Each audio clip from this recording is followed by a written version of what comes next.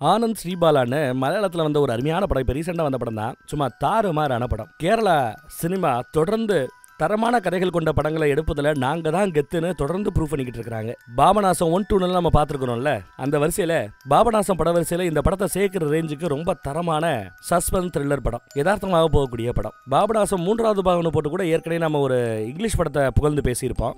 அது மில்லியன் வியூஸ்க்கு மேல போயிட்டு இருந்தது. இது பாபநாசம் பாகம் 4ன்னு சொல்ற ரேஞ்சுக்கு ரொம்ப ஒர்த்தான படம், மில்லியன் வியூஸுக்கு தாராளமா தகுதியான படம். நம்பி பார்க்கலாம். வாங்க வீடியோக்குள்ள போகலாம். இந்த படத்தோட ஸ்டார்டிங் சீன்ல எடுத்ததுமே சோனு மலை. அந்த மலையில ஒரு போலீஸ் ஸ்டேஷனுக்கு அப்பா, அம்மா, ஹாஸ்டல் வார்டன் 3 பேர் வராங்க. என்னாச்சுன்னு கேட்டா அவங்களோட வீட்டு பிள்ளைய குழந்தைய காணமா. ஒரு டீனேஜ் பொண்ணு அவங்கள காணமா. ஹாஸ்டலுக்கு 7 மணிக்கெல்லாம் வர வேண்டியவ வரல. அதான் பதட்டப்பட்டு ஓடியாராங்க. ஹாஸ்டல் எங்க இருக்குன்னு விசாரிச்சா ஏதோ வடக்கு பக்கம் கேரளால சொல்றாங்க. ஐய, அது நம்ம போலீஸ் ஸ்டேஷனோட எல்லைக்குள்ள வராது, நீங்க சென்ட்ரல் போலீஸ் ஸ்டேஷனை போய் பாருங்கன்னு அனுப்பிச்சு வைக்கிறாங்க.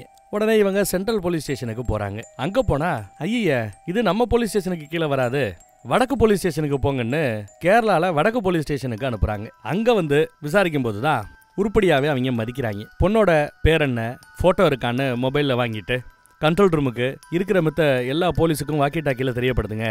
அவ போட்டிருந்த ட்ரெஸ் கலர் உட்பட எல்லாத்தையுமே சொல்லி வயசு, நிறம், இந்த மாதிரி பொண்ணை கண்டுபிடிச்சு கொடுங்கன்னு எல்லா இடத்துலையும் அனௌன்ஸ் பண்ணிட்டு போகுது. அதெல்லாம் குழந்தைய கண்டுபிடிச்சலாம், ஒன்றும் பிரச்சனை இல்லை, போயிட்டு வாங்கன்னு அனுப்பிச்சு வைக்கிறாங்க. ஆனா ஃபேமிலி வீட்டுக்கு போல, அங்கேயே தங்கிடுச்சு. அடுத்த நாள் காலையில இன்ஸ்பெக்டர் நல்லா தூங்கிட்டு இருக்கும்போது ஃபோன் கால் வருதுங்க.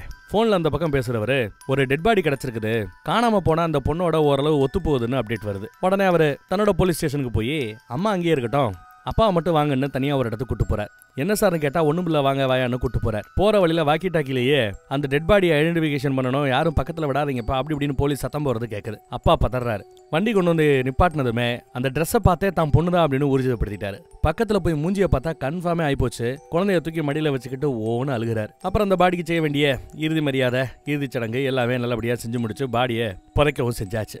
ஆனாலும் இந்த ஸ்டேஷன் டு ஸ்டேஷன் அங்க இங்கன்னு அலைய விட்டாங்கல்ல, அதுல காண்டானவரு மேலதிகாரிட்ட போய் புகார் கொடுக்கிறார். புள்ளைய கண்டுபிடிக்க வேண்டிய அந்த நேரத்துல புள்ளைய கண்டுபிடிக்கிறதுக்கு பயன்படுத்தாம எங்களை ஸ்டேஷன் விட்டு ஸ்டேஷன் அலைய விட்டாங்க இல்லையா, அதுலயே என் பிள்ளைக்கு என்னாச்சு ஏதாச்சுன்னு தெரியல, காப்பாற்ற வேண்டிய நேரத்தையும் வீணடிச்சிட்டாங்க, என் பிள்ளைக்கு என்ன ஆச்சுங்கிறத நான் தெரிஞ்சுக்கணும், அதுக்காகத்தான் இந்த மேல்முறையீட்டு கேஸ் கொடுத்துருக்கதா சொல்றாரு. அந்த பொண்ணை லவ் பண்ணான்னு ஒரு லவர் ஒருத்தவனை அரெஸ்ட் பண்ணி வச்சிருக்காங்க. அதுக்கு பிறகு விசாரணையில ஒன்னும் முன்னேற்றம் கிடைக்கல. இதெல்லாம் பழைய கதைங்க. இப்போ நம்ம ஹீரோயினோட அறிமுகம். இவ ஒரு ரிப்போர்ட்டரா இருக்கிறா. ஒரு கார்ல ஏறி உட்காந்துட்டு ஓலா புக் பண்ணிருப்பா போல. ஓடிபி நம்பரை சொன்னா ஓடிபி நம்பரை என்ட்ரி பண்ணா ரெஜிஸ்டர் ஆகுது, ஆக மாட்டேங்குது, ரெஜிஸ்டர் ஆக மாட்டேங்குது. ஓடிபி என்ட்ராகலையேன்னு அவன் சொல்றான்.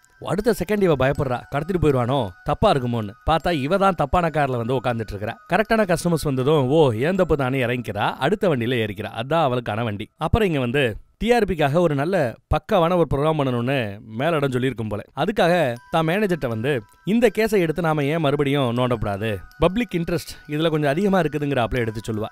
ஆனா மேனேஜர் அம்மாவோ ஆல்ரெடி போலீஸ் இதை ஒரு சூசைடு கேஸ்ன்னு முடிச்சிட்டாங்களே, இதுல என்ன அடுத்து ஆராய்ச்சி பண்ற வேண்டி கிடக்குது அப்படின்னு கேட்க, இல்ல சூசைடுக்கான எந்த முகாந்திரமும் அதுல தெரியல, அதனாலதான் இந்த கேஸை பத்தி நாம எடுத்து விசாரிக்கணுங்கிறப்பல இவ சொல்லுவா. விட்டா ஒரு பிரைவேட் இன்வெஸ்டிகேட்டரை போட்டே விசாரிப்ப போலயே அப்படின்னு சும்மா நக்கலா மேனேஜரமா கேட்க, ஆமா அதுக்கும் ஆள் பாத்துக்கிட்டு இருக்கிறேன்னு இவ சொல்லுவா சீரியஸா. அதே சமயம் அந்த பக்கம் தூசி தட்டி ஃபைல்ஸ் எடுத்துக்கிட்டு இருக்கிற ஒரு பிரைவேட் இன்வெஸ்டிகேட்டரை காட்டுறாங்க. நம்ம படத்தோட ஹீரோவும் இவர் தான் நினைக்கிறேன். பழைய கேஸ் ஃபைல் எல்லாத்தையும் தூசி தட்டி சில ஃபைல்ஸை வந்து எடுத்துட்டு இருக்கிறா. இந்த பக்கம் பார்த்தா ஒரு போலீஸ்காரர் இன்னொருத்தர்கிட்ட இந்த கேஸை இப்ப நான் சால்வ் பண்ணலன்னா கேஸ் சிபிஐக்கு போயிடும் அப்படின்னு வேற ஒரு கேஸை பத்தி விசாரிச்சுட்டு இருக்கிறேன். அதெல்லாம் ஒரு பிரச்சனை இல்ல, நம்ம பேல இதே மாதிரி சிமிலர் கேஸ் ஃபைல்ஸை பார்க்க சொல்லியிருக்கிறேன், ஏதாவது துப்பு கொடுப்பா காத்துருங்கன்னு இவர் சொல்லுவாப்ல. டேய் என்னடா ஏதாவது டீடைல் கிடைச்சிச்சா அப்படின்னு கேட்க நம்ம ஹீரோ பேச ஆரம்பிக்கிறான். 1997 இருந்து 2023க்குள்ள இந்த 26 வருஷத்துக்குள்ள நம்மளோட எர்ணாகுளம் ஏரியால மட்டும் 21 ஹிட் அண்ட் ரன் கேசஸ் இருக்குதான். வண்டியில வந்து அடிச்சுட்டு நிக்காம போறது 21 கேஸ் ஃபைல் ஆயிருக்குது. அதுல ஒரு 11 கேஸ் மட்டும் ஹிட் அண்ட் ரன் கேஸ் இல்ல, ஹிட் கேஸ். அதாவது அடிச்சுட்டு வண்டி அப்படியே அங்க நிப்பாட்டிடுறாங்க, பயந்துட்டு ஓடல, ஆக்ஷன் ஆன இடத்துலயே வண்டியை நிப்பாட்டி இருக்காங்க 11 கேஸ்ல. மீதி இருக்கிற 7 கேஸ்ல 3 கேஸ் வெல் பிளான்டு மர்டர் கேஸா. அந்த 3 மர்டர் கேஸ் டீடைல்ஸை இந்த ஃபைல்ல நீங்க பார்க்கலாம்னு சொல்லிட்டு அந்த ஃபைல்ஸை கொடுக்குறாரு நம்ம ஹீரோ. ஒரு டிரைவிங் லைசன்ஸ், நல்லா வண்டி ஓட்ட தெரிஞ்ச ஒரு டிரைவர், கடைசி 24 மணி நேரம் மட்டும் அவர் சரக்கடிக்காம இருந்தா போதும், யாரை வேணாலும் அவரால் கொல்ல முடியும், பெரிய லெவல்ல தண்டனையில இருந்து அவரால் தப்பிக்க முடியும், கவனக்குறைவினால் நடந்த தண்டனை அப்படின்னு சிம்பிளா தண்டனை கொடுப்பாங்க. அதே மாதிரிதான் உங்களோட இந்த கேஸ்லயும் நடந்திருக்குங்கிறது என்னோட சந்தேகங்கிறாப்ல. புட்டு புட்டு வைக்க நிக்கிறாப்ல. தம்பி யாரு அப்படின்னு விசாரிக்கிறார். நம்ம ஹீரோ பேரு ஆனந்த் ஸ்ரீபாலா. யாருன்னு தெரியலையா? பழைய ஹெட் கான்ஸ்டபிள் ஸ்ரீபாலா இருந்தாங்கல்ல, அவங்களோட பையன் தான் அப்படின்னு இவர் அறிமுகப்படுத்துறாரு கண்ணாடி போட்டவர். ஓ, இந்த எஃப்ஐஆர் ரைட்டர் ஸ்ரீபாலாவா அப்படின்னு கேட்கிறாரு இவர். ஆமாங்கிறாங்க. ஸ்ரீபாலாவோட அந்த எஃப்ஐஆர் எழுதுற திறமை ரொம்பவே பெரிய விஷயம் போல. அவங்க எஃப்ஐஆர் எழுதுன அந்த பழைய கேஸ் எல்லாம் இப்பயும் ஸ்டடி மெட்டீரியலா பல போலீஸால பயன்படுத்தப்படுகிறதா. அவ்வளவு பெரிய ஆள் போல ஸ்ரீபாலாங்கிற இந்த ஏட்டமாவா இருந்தவங்க. அவனுக்கு இங்க என்ன வேலைன்னு கேட்க, போலீஸ் ஆயிட்டானு கேட்க, இல்ல போலீஸுக்கு முயற்சி பண்ணிட்டு இருக்கான். அப்பப்ப இங்க வருவான், பழைய கேஸ் ஃபைல் எடுத்து படிப்பான், நமக்கு ஹெல்ப்ஃபுல்லா இருப்பான். போலீஸ்காரங்க பார்க்காத நிறைய விஷயங்களை அவனால கண்டுபிடிச்சு கொடுக்க முடியும். இப்படி அவங்க பேசிட்டு இருக்கும்போது எனக்கு இன்டர்வியூ லேட் ஆயிடுச்சு, நான் கிளம்பட்டுமான்னு கேட்கறேன். போலீஸ் ஆகணும்னு சொல்லிட்டு இருக்கிற, அப்புறம் இன்டர்வியூ எதுக்கு அப்படின்னு இவர் கேட்க, அதுவும் ஐடி கம்பெனில அப்படின்னு கேட்க, போலீஸ் ஆற வரைக்கும் பொழப்ப ஓட்ட வேண்டாமா சார் அப்படிங்கிறான் அவன். சரி ஓகே, நான் இன்டர்வியூ கிளம்புறேன். அவர் இன்டர்வியூ கிளம்பிடுறாரு. அங்க இன்டர்வியூல பார்த்தா நிறைய இன்டர்வியூ கொஸ்டின்ஸ் கேட்கறாங்க. எல்லாத்துக்கும் நம்ம ஹீரோவால டான்னு பதில் சொல்ல முடியுது. ஆனா அங்க ஒரு பையன் கிட்ட அம்மாவை பத்தி விசாரிப்பாங்க. அம்மா தான் எனக்கு உலகம், எனக்கு ஃப்ரெண்டு, குரு, டீச்சர் எல்லாமே அம்மா தான் ஒருத்தன் எடுத்து சொல்லிட்டு இருப்பான். அதை கேட்டதுமே நம்ம ஹீரோ முகம் ஒரு மாதிரியா மாறும். நம்ம ஹீரோ கிட்டையும் உன் பேரு ஆனந்த் ஸ்ரீபாலா இல்ல, மத்தவங்க மாதிரி அப்பாவோட பேரை பின்னாடி வச்சுக்காம அம்மாவோட பேரு ஸ்ரீபாலாவை பின்னாடி போட்டிருக்கிறியே, உங்க அம்மாவை பத்தி சொல்லணும்னு சொன்னதும் அவனுக்கு பதட்டம் அதிகமாகுது. படபடன்னு அடிச்சுக்கிறான். மனசு அடிச்சுக்குது.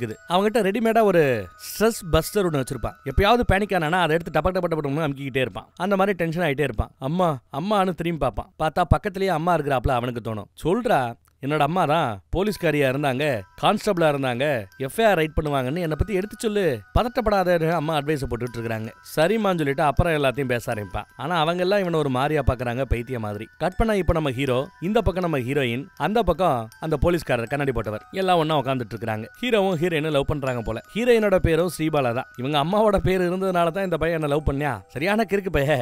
இருந்தாலும் இவனை என்ன விட்டா வேற யார் லவ் பண்ணுவாங்கிறப்பல அந்த பொண்ணு பேசிட்டு இருப்பா. அவன் என்ன சொல்றான்னா, போலீஸ் ஆனோ, பொழப்பு நடத்தணும், இன்டர்வியூல இந்த மாதிரி ஃபெயிலா போயிட்டோம், அம்மா பத்தி கேள்வி கேட்காம இருந்தா நான் ஃபெயிலா இருக்க மாட்டேன்னு வருத்தப்பட்டுக்கிட்டு இருக்கிறான். வேலை பண்ணா போயிட்டு போகுது, நான் உன்னை பாத்துக்கிறேன், நான் கஞ்சி ஊத்துறேங்குது அந்த பொண்ணு. அடுத்தவங்க கால உழைப்புல என்னால நிக்க முடியாது, சொந்த கால நிக்கணுங்கிற அவன். டேய், அதான் எக்ஸாம் எல்லாம் எழுதிருக்கிறேன்லடா. எக்ஸாம்ல இப்போ போலீஸ் ஆறதுக்கு, எஸ்ஐ போலீஸ் ஆறதுக்காக எக்ஸாம் எழுதிருக்கிறான். அதுல பாஸ் ஆயிட்டானா அதுக்கப்புறம் physical test, medical test, 2 test தான். நல்லபடியா நடக்கும், பொறுமையா இருங்கிறாரு அவரு. போலீஸ் ஆற வர பொழப்பு ஓட்டணுமே, அதுக்கு ஒரு வேலை இருக்குங்கிற அவ. என்ன வேலைன்னு கேட்டா, கிரியேட்டிவ் சப்போர்ட்டா. சம்பளம் அப்படின்னு கேட்கும்போது சம்பளம் ஒரு மாதிரியா கொடுப்பாங்க, ஆனா வாழ்க்கையா ஓட்டலாம், பாத்துக்கலாம் அப்படின்னு பேசுவா. சரி, யாருக்கு நான் ரிப்போர்ட் அப்படின்னு கேட்டா, எனக்கு தான் நீ ரிப்போர்ட் பண்ணணுங்கிற அவ. பாஸ் இவதான் போல. சரி, வேற வழி இல்லாம அந்த வேலையை ஜாயின் பண்ணிக்கிறான். கிரியேட்டிவ் சப்போர்ட்னா என்ன வேலைன்னு பாருங்க. கேமரா, மைக்கு ஸ்டாண்டு, இதையெல்லாம் தூக்குற வேலை, எடுபடி வேலை. அந்த வேலையை வாங்கிட்டு இருக்காங்க. இவளுக்கு அப்ரூவ் கிடைச்சிருச்சு. ஒரு பொண்ணு இறந்து போனால, டீனேஜ் பொண்ணு, அந்த கேஸை விசாரிக்கிறதுக்கு அவங்க அப்பா அம்மாட்டையே கேஸை பத்தி விசாரிக்கலாமேன்னு வந்திருக்கிறா. எல்லாத்தையும் வீடியோவா எடுத்துக்கிறாங்க.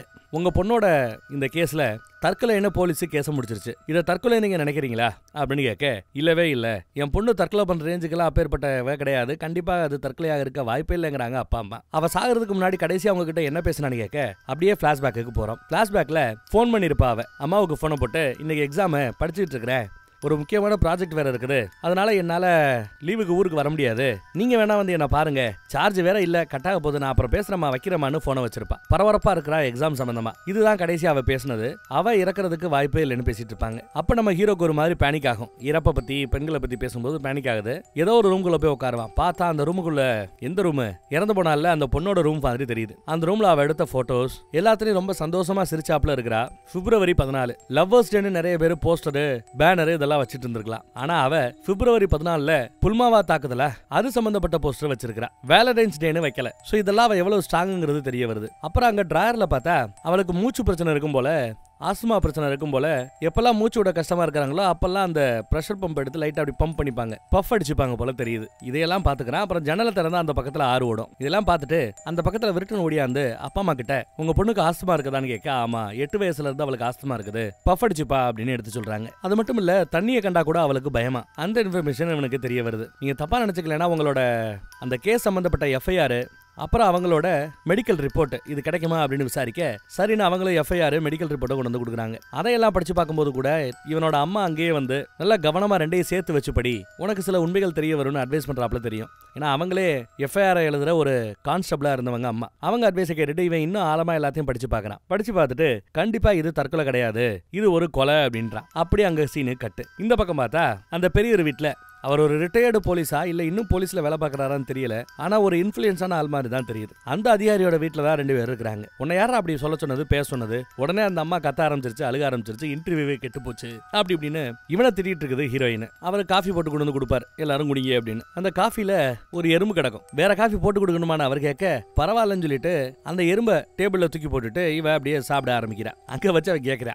இப்போ அந்த எறும்பு செத்து போச்சு. 3 வகையில அது செத்து போயிருக்கலாம். ஒன்னு இந்த டீயா காஃபியா அதுக்குள்ள மூழ்கி செத்து போயிருக்கலாம். இல்லனா உள்ள விழும்போது அந்த சூடுபட்டே அது செத்து போயிருக்கலாம். இல்ல நீங்க அதை கொண்டு இருக்கலாம். இந்த 3ல எது நடந்திருக்குன்னு கேட்டா, இந்த மாதிரி கேஸ்லாம் நான் விசாரிச்சல தம்பி, எறும்பு வந்து என்கிட்ட எஃப்ஐஆர் கொடுத்ததுல தம்பின்னு சொன்னதும் சிரிக்கிறாங்க. எப்படி அது கொலைன்னு நீ கன்ஃபார்ம் பண்ண அப்படின்னு கேட்க போலீஸ் என்ன சொல்லுது, அது தற்கொலைங்குது. அதுக்கு காரணம் என்ன சொல்லுது, லவ் பண்ற பையனோட சண்டை, அதனால தற்கொலை பண்ணிக்கிட்டான்னு முடிச்சிட்டாங்க அவங்க கேஸ. ஆனா வேலண்டைன்ஸ் டே காதலர் தினம்னு அதை கொண்டாடாம புல்மாமா டே அப்படின்னு போட்டு அந்த தாக்குதலை நினைவு கூறக்கூடிய ஒரு தெளிவான பொண்ணு, அதுவும் லா படிக்கிற பொண்ணு, தற்கொலைக்கான சாயல் எதுவுமே அவகிட்ட தெரியல, அதனாலதான் அதை கொலைன்னு சொன்னேன். பத்தாவதுக்கு அவ இறந்து போனப்போ அவளோட நுரையீரலுக்குள்ள வயிற்றுக்குள்ள பாத்தீங்கன்னா 150 ml தான் தண்ணி போயிருந்திருக்குது. அவ விழுந்தது ஒரு ஆத்துக்குள்ள, லிட்டர் கணக்கில் அவ தண்ணி உள்ள போயிருந்திருக்கணும், அதுவும் போகல. இதெல்லாம் சந்தேகத்தை ஏற்படுத்தக்கூடிய அளவுல இருக்குது. அதனாலதான் அது கொலையா இருக்குமோன்னு நான் சொன்னேன்னு எடுத்து சொல்லுவான். அப்புறம் அவனை கொண்டு போய் அவனோட ரூம்ல இறக்கி விடுவா. இறக்கி விடும்போது, எப்பா சாமி, இது வந்து நமக்கு ஒரு டிஆர்பிக்காக நம்ம விசாரிக்கிற கேஸ், அவ்வளவுதான். இந்த கேஸ் முடிஞ்சதும் அடுத்த கேஸை பார்த்து நம்ம போயிட்டே இருப்போம். அது வர ரொம்ப ஆர்வத்தை இதுல கொட்டாத என்ன அப்படின்னு சொல்லிட்டு தான் இந்த கேஸ் சம்பந்தமா ஒரு 2-3 நாள் ஊருக்குள்ளலாம் அலைய வேண்டி இருக்கும் போல அதை பத்திலாம் எடுத்து சொல்லிக்கிட்டே வருவா.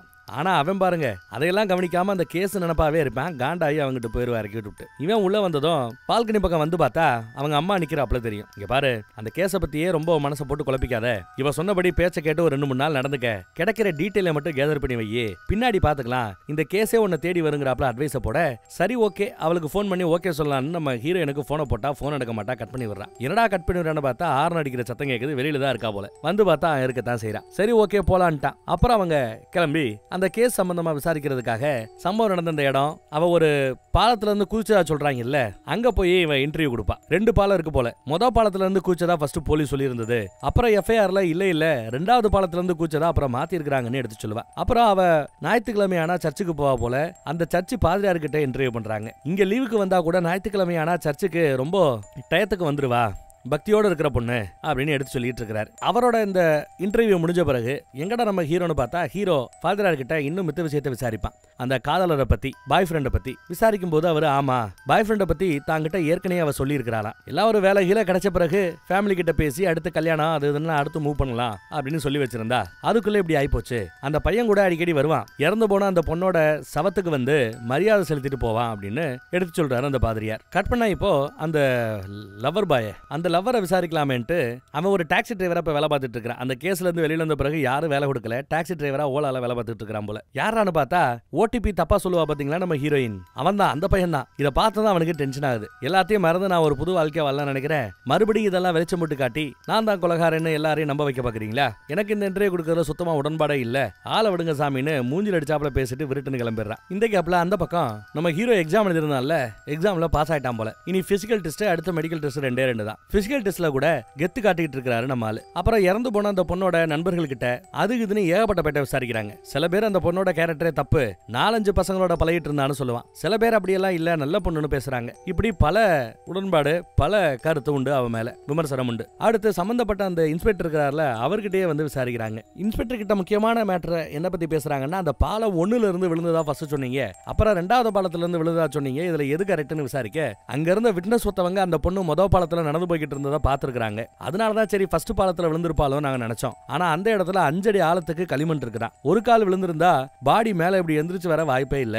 சோ முதல் பாலத்துல குதிக்காம 2வது பாலத்துல குதிச்சிருக்கணும்னு அந்த அனுமானத்துக்கு வந்து அப்புறம் தான் எஃப்ஐஆர்ல 2வது பாலம்னு எழுதுனதா அவர் சொல்றாரு. அப்புறம் நான் தான் அதெல்லாம் சொன்னேன்னு இன்டர்வியூல போட்டுறாதீங்க, அப்புறம் ஒட்டுமொத்த போலீஸும் என்ன பகச்சுக்கும், ஏதோ உங்க அதிகாரி அவர் ரெக்கமெண்ட் பண்ணாருன்னு சொல்லி தான் உங்ககிட்ட வந்து பேசிட்டு இருக்கிறேன்னு. அப்புறம் இது எல்லாம் மொத்தமா மேலிடத்துக்கு போட்டு காமிச்சிட்டு இருக்கிறான் நம்ம ரிப்போர்ட்டர். ஹீரோயின் எல்லாம் நல்லா இருக்குது, ஆனா ஒரு எண்டு டச் இல்ல, எண்டு டச் கொடுத்தா நல்லா இருக்கும், அந்த எண்டு பஞ்சு நல்லா இருக்கணும் அப்படின்னு பேச நம்ம ஹீரோ கிட்ட வந்து, டேய் அன்னைக்கு அந்த எறும்பு மேட்டர் பேசும்போது இவ்வளவு சூப்பரா பஞ்சா பேசின, இந்த பொண்ணோட சாவு கொலையா இருக்கலாம்னு நீ சில பாயிண்ட் எடுத்து சொன்ன டெக்னிக்கலா, அந்த பாயிண்ட் எல்லாம் வந்து ஸ்கிரீன் முன்னாடி கேமரா முன்னாடி பேச முடியும்னு கேட்டா, இல்ல கேமரா முன்னாடி எனக்கு பேச வராது, கேமரா லைட் போட்டாலே எனக்கு கண்ணு சிமிட்டும், என்னால முடியாது, நான் வேணா எழுதி தரேன்னு சொல்லுவான். அதெல்லாம் வேணாம் நீயே வந்து பேசுன்னு கேமரா முன்னாடி நிக்க வச்சா சொதப்பிட்டான் போல. அப்புறம் அவளே தான் பேசியிருக்கிறா, அதுல அவளோட ஸ்டைல தான் பேசியிருக்கிறா, டெக்னிக்கலா பேசாம இதுக்கெல்லாம் தப்புக்கு காரணம் போலீஸ்காரங்க தான். ஒவ்வொரு ஸ்டேஷன் விட்டு ஸ்டேஷன் அலைய விட்டது போலீஸ்காரங்க பண்ண பெரிய தப்பு. அவர்களோட பொறுப்பு இல்லாதத்தனம் அப்படி இப்படின்னு நிறைய போட்டு கிளிஸ்டா ஏகப்பட்ட பேர் இதை பார்த்து நிறைய மித்த சேனல்ஸும் இந்த கேஸ் எடுத்து பேச ஆரம்பிக்குது. கேஸ் மறுபடியும் ஸ்பாட் லைட்டுக்கு வருது. எல்லா நியூஸ்லயும் இந்த கேஸை பத்தி பேசு. உடனே இந்த கேஸ் சம்பந்தப்பட்ட சில பேர் ஒன்னு சேர்ந்து ஒரு சின்ன போராட்டமும் நடத்துறாங்க. ஒரு மேடை பேச்செல்லாம் ஏற்படுத்துறாங்க. அதுல பெத்தவங்க தான் பேசுறாங்க, தன் பொண்ணு அப்பேற்பட்டவை இல்ல, கண்டிப்பா இது கொலைதாங்கிறாப்ல எடுத்து பேசிட்டு இருக்கிறார். அப்புறம் பார்த்தா அட நம்ம ஹீரோ பேசியிருக்கான்ப்பா, அவன் பேசின மேட்ரு கடைசியில எண்டுல ரிப்போர்ட்ல போட்டிருக்காங்க. போலீஸோட இந்த சூசைட் ரிப்போர்ட் அப்படிங்கிறது இறந்து போன அந்த பொண்ணோட சைக்காலஜிக்கல் பாயிண்ட் ஆஃப் வியூல இருந்து பார்க்கும்போது ரெண்டுக்கும் ஒத்து போகல. போஸ்ட்மார்டம் ரிப்போர்ட்ல கூட நிறைய குளறுபடிகள் இருக்கிறதா அவன் சொல்லியிருப்பான். இந்த கேஸை க்ளோஸ் பண்றதுல போலீஸ் ஆர்வம் காட்டினாங்களே ஒழிய உண்மையை கொண்டு வரதுல ஆர்வம் காட்டலன்னு அவன் அழகா பேசியிருப்பான். யாரோ உண்மையை மறைக்கிறதுக்கு முயற்சி பண்றாங்கன்னு பேசியிருப்பான். இது போலீஸ் டிபார்ட்மெண்டோட தப்பா இருக்கிற பட்சத்துல சரியான போலீஸ் ஒவ்வொருத்தரோட கடமை இந்த கேஸை கரெக்டான வழியில க்ளோஸ் பண்றது. அந்த மாதிரி ஒரு நல்ல போலீஸ் இருந்தா இறந்து போன அந்த பொண்ணு மெர்லினுக்கு நீதியை வாங்கி கொடுங்க பாப்போங்கிறாப்ல பேசியிருப்பாங்க. செம பஞ்சுல இதையெல்லாம் ஒருத்தவர் பார்த்துக்கிட்டே ஒரு உயரதிகாரி கிட்ட வந்து நிக்கிறார். இவர் பேரு சங்கரா. லீவ்ல போனவரை கூட்டு வந்திருக்காங்க. மறுபடியும் அந்த மெர்லின் ஜாய் கேஸ் பெரிய தலைவலியா வந்து நிக்குது. மீடியா எல்லாம் நமக்கு எதிராக இருக்கிறாங்கன்றாங்க. சோசியல் மீடியால நிறைய போலீஸ்காரங்களை சம்பந்தப்பட்டு மீம்ஸை போட்டு இந்த உயரதிகாரிகளையே டேக் பண்ணி போடுறாங்க போல. அந்த கேஸ்ல அப்பா அம்மா மேல்முறையீடு பண்ணாங்கல்ல, அது கோர்ட்டு வரைக்கும் போய் கோர்ட்டு மறு விசாரணை தேவைன்னு உத்தரவு போட்டாங்களா. கோர்ட்டு ஆர்டர் நாம ஃபாலோ பண்ணி ஆகணும். கேஸை மறுபடியும் ஓபன் பண்றோம், நீதான் விசாரணை அதிகாரி, நீதான் அந்த கேஸை விசாரிக்கணும் சங்கர் அப்படின்ட்டாங்க. ஏதாவது பிரச்சனை இருக்கானு கேட்க, இல்ல இந்த கேஸ்ல நான் நேரடியா இன்வால்வ் ஆகலைன்னா கூட இந்த கேஸை நடத்துறவர் கூட இந்த கேஸை பத்தி நான் பேசியிருக்கிறேன், கேஸ் ஃபைல கூட பார்த்திருக்கிறேன், பார்த்த வரைக்கும் இது ரொம்பவே தெளிவா தெரியுது இது ஒரு சூசைட் கேஸ் தான் அடிச்சு சொல்றாரு சங்கர். பாரு அதெல்லாம் தெரியாது, மறுபடியும் விசாரணை பண்ணு, அதான் நிஜம் நினைச்சா அதையே ரிப்போர்ட்ல கொடு, 14 நாள் டைம் உனக்கு, யாரை வேணாலும் டீம்ல எடுத்துக்கலாம், 14 நாள்ல ரிப்போர்ட் வந்தாகணும்னு கட் அண்ட் டேட்டா சொல்லிட்டாங்க அதிகாரி. கட் பண்ணா இப்போ போலீஸ் எல்லாருக்கும் ட்ரைனிங் கொடுக்குற அந்த செலக்ட் பண்ற அந்த ஏரியா இருக்குல்ல, அங்க ஏதோ ஒரு ஃபங்க்ஷன் நடக்குது, அதை கவர் பண்றதுக்காக நம்ம டீம் வந்திருக்குது. நம்ம ரிட்டையர்டு அவர் ஆபீசர் அவரும் இருக்கத்தான் செய்யறாரு. அவருக்கு கால் அடிபட்டு இருக்குது போல. சும்மா வீட்டுல உட்காராம ஏன் எல்லா ஃபங்க்ஷனுக்கும் வந்துட்டு இருக்கிறேன்னு நம்ம பையன் திட்டிட்டு இருப்பான் அவரை. அப்ப அந்த எஸ்ஐ ஒருத்தர் அந்த 2வது போலீஸ் ஸ்டேஷன்ல இருந்து விரட்டி விட்டார்ல, 3வது போலீஸ் ஸ்டேஷனுக்கு போங்க, வடக்கு பக்கம் போங்கன்னு.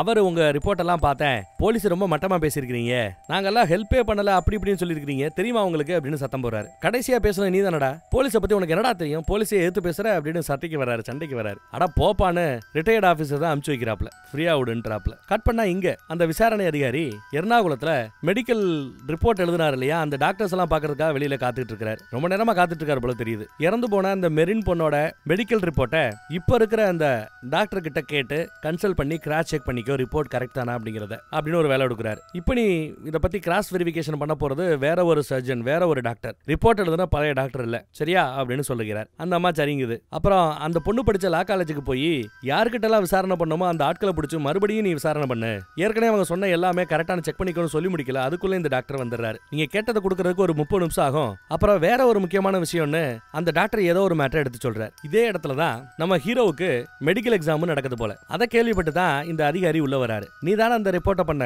இந்த கேஸை மறுபடியும் விசாரிக்க சொல்லி போலீஸ் உத்தரவு போட்டிருக்குது, கோர்ட் உத்தரவு போட்டிருக்குது, நான் தான் விசாரணை பண்ண போறேன், கேள்விப்பட்டேன் உனக்கு இங்க மெடிக்கல் எக்ஸாம் நடக்குதுன்னு. இந்த மறு விசாரணையிலையும் இது சூசைடுன்னு தான் தெரிய வந்திருக்குது, ஜஸ்ட் உங்ககிட்ட சொல்லலாம்னு நினைச்சேன் அப்படின்னு சொல்லிட்டு ஹேண்ட் ஷேக் பண்றாரு. பக்கத்துல இருக்கிறவர்கிட்ட மெடிக்கல் எக்ஸாம்ல எல்லாம் ஓகே தானே கேட்க, ஆல் பக்கா ஓகேன்னு அவர் சொன்னதும் அப்புறம் என்ன போலீஸ் ஆக போற, welcome to the police department அப்படின்னு விஷ் பண்றாரு. ஹேண்ட் ஷேக் பண்ணவரு கையை போட்டு நெரிக்கிறாரு. அப்பாவை பத்தி விசாரிக்க ஆரம்பிக்க, குறிப்பா அம்மாவை பத்தி விசாரிக்க ஆரம்பிக்க இவன் பேனிக்காரான், வேர்த்து ஊத்துது. அப்போ பயப்படாம தைரியமா உங்க அம்மாவை பத்தி எடுத்து சொல்லு, நாளை பண்ண அவங்களோட நீ வேலை பார்க்கணும்டா, நீ ஒரு போலீஸ்காரன்டா, எவன் கேட்டாலும் பதட்டப்படாம பேசணும்டா அப்படின்னு அட்வைஸ் போடுறாங்க அம்மா. சரி ஓகேன்னு அம்மாவோட கையை பிடிச்சிக்கிட்டாப்ல, நீ சொன்னாப்லயே பேசுறமான்ட்டு மறுபடியும் ஹேண்ட் ஷேக் பண்ணி, எங்க அம்மா ஹெட் கான்ஸ்டபிளா போலீஸ் டிபார்ட்மெண்ட்ல ஒரு 15 வருஷமா வேலை பார்த்தாங்க, இப்போ ஒரு 15 வருஷத்துக்கு முன்னாடி தான் இறந்து போனாங்க, அவங்க பேரு ஸ்ரீபாலான்னு எடுத்து சொல்லுவான். பதிலுக்கு கைய அப்படி ஒரு முறுக்கு முறுக்குனதும் அவரை அரண்டு போறாரு. அம்மாவை அந்த பக்கம் பிடிச்சிக்கிட்டதா நினைச்சுக்கிட்டு இவன் இப்படி பண்ணிட்டு இருந்திருப்பான். கட் பண்ணா நம்ம ரிட்டையர்ட் ஆபீசர்,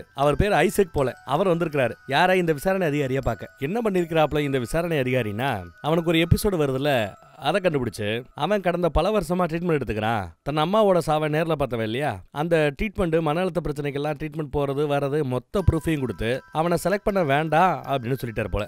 இல்ல நீங்க அப்படி சொல்லிருக்க கூடாது, பையன் நல்ல பையன், அவனை வேலைக்கு எடுத்துக்கங்கன்னு ரெக்கமெண்டேஷன் பண்றதுக்காக வந்திருக்காரு. ஆனா அவர் சுத்தமா மதிக்கவே இல்லை. இப்பேற்பட்ட பிரச்சனை இருக்கிற ஆள எப்படியா போலீஸ் ஸ்டேஷன் ஒரு போலீஸ் டிபார்ட்மெண்ட்டுக்குள்ள எடுக்க முடியுங்கிற ஆப்ல கேட்க, இதே போலீஸ் டிபார்ட்மெண்ட்ல எவ்வளவோ பிரச்சனைகளோட மன அழுத்தத்துக்கு டிப்ரெஷன் மாத்திரை எடுத்துக்கக்கூடிய பல பேரை நான் பார்த்திருக்கிறேன், என்னால சொல்ல முடியும், கொஞ்சம் எத்திக்ஸோட நடந்துக்கங்கன்னு கேட்கிறாரு இவர். உங்களை நான் சாருன்னு மரியாதையா கூப்பிடுறது என்னை விட பதவியில நீங்க உயரத்துல இருக்கிறீங்கன்றதுக்காக இல்ல, என்னை விட சர்வீஸ்ல நீங்க அதிகமா இருக்கிறீங்க, அதனால சார்னு கூப்பிடுறேன். அந்த மரியாதையை கெடுத்துக்காதீங்க, வாங்குற சம்பளத்துக்கு ஒழுங்கா டிபார்ட்மெண்ட்டுக்காக வேலை பாருங்கிறாப்ல விசாரணை அதிகாரி சொல்றாரு.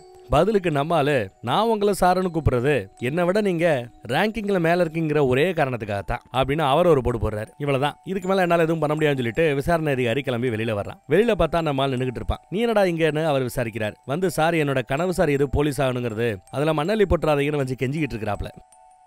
இங்க பாரு, அதெல்லாம் என்னோட எண்ணம் கிடையாது. அடுத்த வருஷம் இன்னும் பக்காவா மெடிக்கல்ல தேடி வா, செலக்ட் ஆயிக்கோ, யாரு வேணானாப்ல அப்படின்னு பேசுறாரு. அப்புறம் போன் இருக்கா, கொஞ்சம் அன்லாக் பண்ணி கூடன்னு போனை வாங்கி தான் போன் நம்பரை டைப் பண்ணி என் பேர் போட்டு சேவ் போட்டிக்க என்ன, அப்புறம் உங்க அம்மா இங்க பக்கத்துல எங்கேயா நிப்பாங்க, கேட்டதா சொல்லு அப்படின்னு நக்கல் பண்ணிட்டு போறாரு. அவமானப்படுத்துறாப்ல. அதே அவமானத்தோட வீட்டுக்கு வந்தா ஜோரா மலை. அவமானத்துல குறுகிட்டு அழுதுகிட்டு இருக்கிறவனை தெம்பூட்டுற வகையில பேசுறது அம்மா தான். ஏதோ அம்மா பக்கத்துல இருந்து அவனை தெம்பூட்டுற வகையில பேசுறாப்ல அவன் ஃபீல் பண்றான். இங்க பாரு, எவ்வளவு திமிரா உன்னை அவமானப்படுத்தி பேசினா, அவனுக்கு போனை போடுறா அப்படின்றாங்க.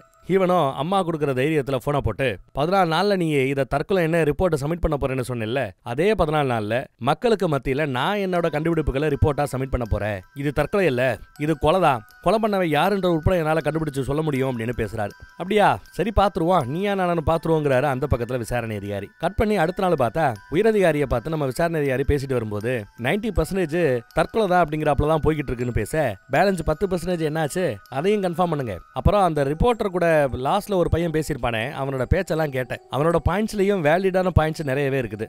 அந்த பாயிண்ட் ஆஃப் வியூலையும் யோசிங்க. உங்க ஈகோக்காக கேரள போலீஸ் ஸ்டேஷனை மண்ணக்கவை வச்சிடாதீங்க அப்படின்னு ஒரு போடு போட்டு போறாங்க.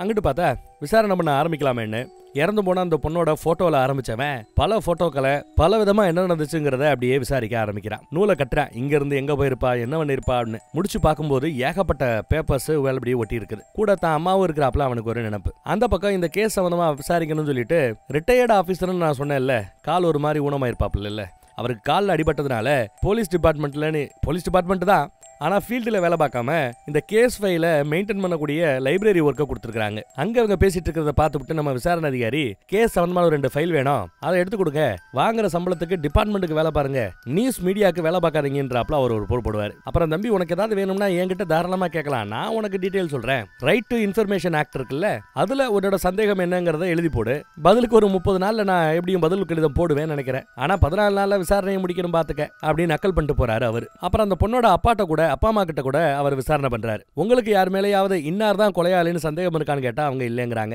அடுத்து அன்னைக்கு எக்ஸாம்ங்கிறதுனால அங்க இருக்கிற சர்ச்சில் வந்து பாதிரியாரை பார்த்து ஆசீர்வாதம் வாங்கிட்டு போயிருப்பா போல. அப்ப பேசின அந்த பாதிரியார் கிட்ட கூட என்ன பேசுனீங்க ஏது பேசுனீங்கிறத நம்ம ஆட்கள் கேட்டு தெரிஞ்சுக்கிறாங்க. 5:30 மணிக்கு சர்ச்சை விட்டு வெளியில வர, 6 மணிக்கு அந்த பாலத்துக்கு முன்னாடி இருக்கிற ஒரு கோர்ட்டை கிராஸ் பண்றா, அடுத்த ஒரு 10 நிமிஷத்துல குதிச்சிடுறா அப்படின்னு சிசிடிவில பார்த்து ஓரளவு அனுமானத்துக்கு வராங்க. ஆனா சர்ச்சை விட்டு வெளியில வந்த ஒரு 5 நிமிஷத்துல போனவ திரும்பி வராப்ல ஒரு காட்சி இருக்கும் சிசிடிவில.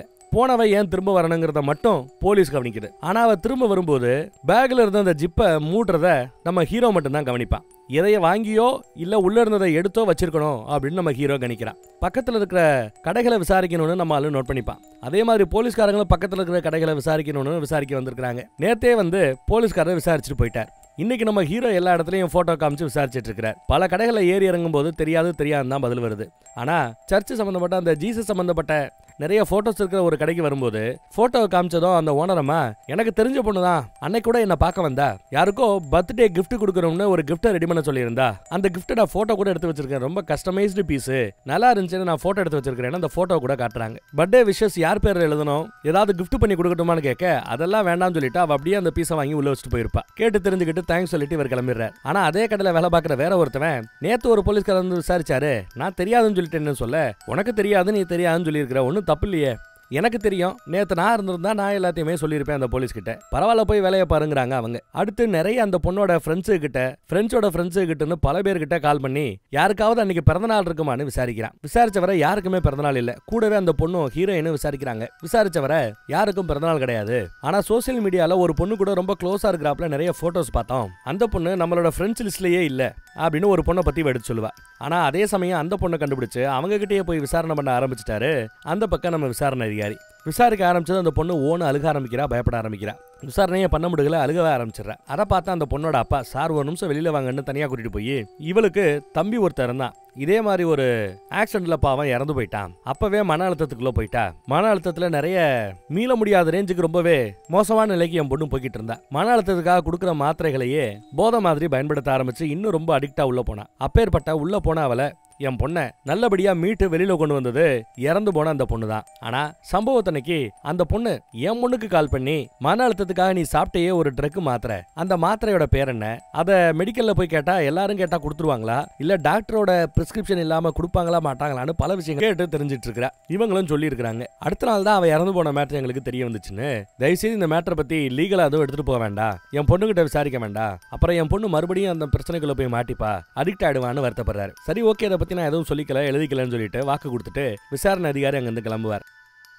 தான் டீம் கிட்ட அவ கண்டிப்பா சூசைடு தான் பண்ணிட்டு இருந்திருக்கா. ஏன்னா அதற்கான பல வாய்ப்புகளை எப்படி பண்ணலான்னு பல விசாரணையா பண்ணிருக்கா. சரி வண்டியை விடுங்க அப்படின்னு அவர் கிளம்பியிருப்பார். அடுத்த செகண்ட் பார்த்தா நம்ம ஹீரோ ஹாஸ்டல்ல எப்படியோ விசாரிச்சு அந்த பொண்ணோட அப்பாவான இவரோட நம்பரை கண்டுபிடிச்சு அந்த கேஸ் சம்பந்தமா அவங்க பொண்ணுகிட்ட பேசணும்னு கேட்க வரும்போது டப்புன்னு போனை கட் பண்ணிடுறாரு அப்பா. அப்புறம் விசாரணை அதிகாரி குதிச்சதா சொல்லக்கூடிய அந்த பாலத்துல போய் நின்னு பாக்குறாரு. ஒரு கணம் கண்ண மூடி பார்க்கும்போது அந்த பொண்ணு அங்க நிக்கிறாப்ல அவருக்கு தோணும். அடுத்து பிரேத பரிசோதனை பண்ண டாக்டர் கிட்ட நம்ம விசாரணை அதிகாரி விசாரிப்பார். ஆனா அதே சமயம் நம்ம பசங்க பிரேத பரிசோதனை பண்றவங்களுக்கு கூடவே அசிஸ்டண்டா ஒருத்தவர் இருப்பார், அவர்கிட்ட விசாரிக்கிறாங்க. இந்த பொண்ணை நீங்க போஸ்ட்மார்ட்டம் பண்ணது ஞாபகம் இருக்கான்னு. அவரை யோசிச்சு பார்க்கும்போது அன்னைக்கு அந்த டெட் பாடி வரும்போது ஒரு காதுல காயம் இருக்கும், ஒரு மோதிர விரல்ல காயம் இருக்கும், கையோட முட்டி பகுதியில காயம் இருக்கும். அதெல்லாம் அவர் கவனிச்சிருப்பாப்ல.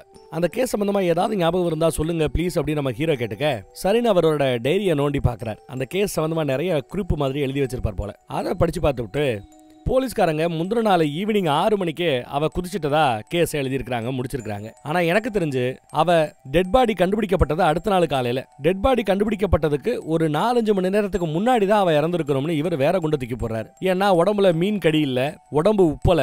சோ ஒரு 4-5 மணி நேரத்துல தான் அவ ரீசெண்டா இறந்து போயிருக்கணும். போலீஸ் சொல்றாப்ல முந்தின நாள் ஈவினிங் 6 மணிக்கு இறக்க வாய்ப்பே இல்லைன்னு அடிச்சு சொல்றாரு. ஒரு இன்ஃபுளுன்ஸான குடும்பத்துல பிறந்திருந்தா என்னவோ அவளுக்கான நீதி கிடைச்சிருக்குமோ என்னவோன்னு வருத்தப்பட்டு சொல்லுவார். அப்புறம் டெட் பாடியை முத எடுத்திருப்பான்ல, அவங்கிட்ட போய் கொஞ்சம் விசாரிச்சு பாருங்க, நேரில் பார்த்தவங்கிட்டன்னு சொல்லியிருப்பார். அடுத்து அவங்கிட்ட விசாரணைக்காக நம்ம ஆட்கள் போறாங்க. அவனை கூப்பிட்டு விசாரிக்க வேண்டிய விசாரணையில ஒரு மாதிரி விசாரிக்கும் போது அவன் ஒத்துக்கிறேன், ஆமா சார் அவ கையில ஒரு மோதிரம் போட்டிருந்தா, அந்த மோதிரத்தை நான் எடுத்துட்டேன். ஏதோ ஒரு டெட் பாடியை கிடைக்கும் போது போலீஸ் ஒரு 500 ரூபா கொடுக்கும், அதை வச்செல்லாம் பொழப்பு நடத்த முடியுமா, இப்படி ஏதாவது நகை கிடைக்கும் போது எடுத்துக்கிறதா அப்படின்னு சொல்றாங்க. அந்த பொண்ணு போட்டிருந்த செயின் எங்கடான்னு கேட்கறாங்க. செயினா சத்தியமா எனக்கு தெரியாதுங்கிற இவன். சரி விடு, மோதிரத்தை நாங்க திருப்பி கேட்க மாட்டோம். நீ மோதிரத்தை உருவும் போது மோதிரம் ஈஸியா வந்துருச்சா இல்ல விரல் ஊப்பி வர்றதுக்கு கஷ்டமா இருந்துச்சான்னு கேட்க, இல்ல சார் ரொம்ப ஈஸியாவே வந்துருச்சு சார் அப்படின்னு சொல்றான். ரொம்ப ஈஸியா மோதிரம் வந்துருச்சு அப்படிங்கிற பட்சத்துல அவ தற்காலிகமா தான் இறந்திருக்கணும். போலீஸ் சொல்றாப்ல 6 மணி நேரத்துக்கு முன்னாடி இறக்க வாய்ப்பு இல்லைங்கிறத நோட் பண்ணிக்கிறான். பர்த்டே கிஃப்டா மதர் மேரியோட சிலையத்தான், கண்ணாடியாலே செஞ்ச மதர் மேரியோட சிலையத்தான் பர்த்டே கிஃப்டா வாங்கியிருப்பா. அதையும் நோட் பண்ணி எழுதி வச்சிருக்கான். அதே மாதிரி அந்த பொண்ணு இறக்கும் போது அவளோட போனு கிடைக்கல. போனு எங்க, போனை கண்டுபிடிங்கிறாப்ல அம்மாவே அட்வைஸ் பண்றாப்ல. இவனுக்கு ஒரு நினைப்பு, சரி போனை ட்ராக் பண்ணுவோம், போனை கண்டுபிடிப்போன்னு இவன் யோசிக்கிறான். தன்னோட நண்பர் ஒருத்தர் இந்த மாதிரி வேலையை தான் பார்த்துட்டு இருக்கிறாப்ல. அவருக்கு போனை போட்டு 6 மாசத்துக்கு முன்னாடி இறந்து போன ஒரு பொண்ணோட மொபைல் காணாம போச்சு, அந்த போனை ட்ராக் பண்ணி பிடிக்கணுங்கிறாப்ல கேட்குறேன். ஐஎம்இஐ நம்பர் இருந்தா வசதின்னு சொல்றாரு. இறந்து போன அந்த பொண்ணோட அப்பா அம்மாட்டெல்லாம் போன்ல கேட்டு பாக்குறாங்க. வீட்டில் இன்வாய்ஸ்னோ இல்ல மொபைல் பாக்ஸோ இல்ல. ஸோ ஐஎம்இஐ நம்பர் இல்ல, கண்டுபிடிக்க முடியலன்னு இவன் அப்டேட் கொடுக்க பதிலுக்கு அவரு ஏதாவது ஒரு ஆப் இப்போ இன்ஸ்டால் பண்ணியிருந்தாலோ இல்ல ஒரு வெப்சைட்டுக்கு போயிருந்தா கூட நமக்கு வசதின்னு சொல்லும்போது சம்பவத்தன்னைக்கு ஏதோ ஒரு எக்ஸாம் ரிசல்ட் அவ பார்த்துருக்கிறா போல மொபைல்ல. அதை சொன்னதும் இனி ஈஸி, ஒன்றும் பிரச்சனை இல்லை, கண்டுபிடிச்சலான்னு அவன் கண்டுபிடிக்கிறான். ஐஎம்இஐ நம்பரை கண்டுபிடிக்கிறான். அடுத்து அதை செக் பண்ணி பார்க்கும்போது கடந்த 6 மாசத்துல 5 மாசம் சுவிட்ச் ஆஃபா கிடந்த அந்த போனு தமிழ்நாட்டில் நாகர்கோயில்ல ஆன் ஆகிருக்குது. இப்போ கொஞ்ச நாளைக்கு முன்னாடி. இப்போ நாகர்கோயில்ல தமிழ்நாடு போலீஸோட உதவி தேவை. கேரளா போலீஸ் ப்ராப்பரா பர்மிஷன் கேட்டதான் தமிழ்நாடு போலீஸ் ஹெல்ப் பண்ணும். நம்ம ஹீரோ வழக்கம் போல அந்த லைப்ரரியன் மாதிரி இருக்காரு இல்லையா, அவர்கிட்ட தான் உதவி கேட்பான். அவர் கொஞ்சம் தைரியத்தை வச்சுக்கிட்டு இந்த ஹெல்ப் வேணும்னா இந்த கேஸை விசாரிக்கிறவர் யாரு, நம்ம விசாரணை அதிகாரி, அவர் கேட்டால் தான் வேலை நடக்கும். சரி அவர்கிட்டயே ஹெல்ப் கேட்கலாமேன்னு ஃபோன் பண்ணி கேட்டா அவர் சரக்கு அடிச்சுக்கிட்டு இருக்காரு, இதுலலாம் எனக்கு ஹெல்ப் பண்ணணும்னு சுத்தமாக உடன்பாடே இல்லை, அந்த பைத்தியத்துக்கு ஹெல்ப் பண்ணாதீங்கன்னு சொல்லிட்டு போனை கட் பண்ணிடுறான். ஆனா கூட பக்கத்திலேயே சரக்கு அடிச்சுக்கிட்டு இருந்தவர் வேற ஒருத்தர். இவருக்கு நம்ம ஹீரோ நல்லா தெரியும். ஒரு ஆக்சிடென்ட் கேஸை பத்தி விசாரிக்க வந்து நம்ம ஹீரோ கூட சூப்பரா பேசியிருப்பான்ல, பையன் நல்ல பையன், அவனுக்கு வேலை கிடைக்கலங்கிறது கஷ்டமா இருக்குன்னு. நம்ம போலீஸ் டிபார்ட்மெண்ட்டை பற்றிய இன்டர்வியூல கழுவி ஊத்துனா அவனுக்கு இது தேவைதான் அப்படின்னு பேச, பத்தாவதுக்கு மெடிக்கல் கண்டிஷன் மோசமா இருந்ததுனால தான் நான் டிபார்ட்மெண்ட்டுக்கு எழுதி போட்டேன்றாரு விசாரணை அதிகாரி. அதுக்கு அவரோ அப்படி பார்த்தா ஒரு வகையில அவனோட இந்த நிலைமைக்கு நாம தான் காரணம், நம்ம டிபார்ட்மெண்ட் தான் காரணங்கிறார். என்னையா சொல்றேன்னு கேட்க வர பிளாஷ்பேக் ஸ்டோரி. அவங்க அம்மா எப்படி செத்தாங்கிறது. ஒரு பெரிய பணக்கார வீட்டு பசங்க சில பேர் சேர்ந்து ஒரு பொண்ணை கொடூரமா ரேப் பண்ணி கொள்றாங்க.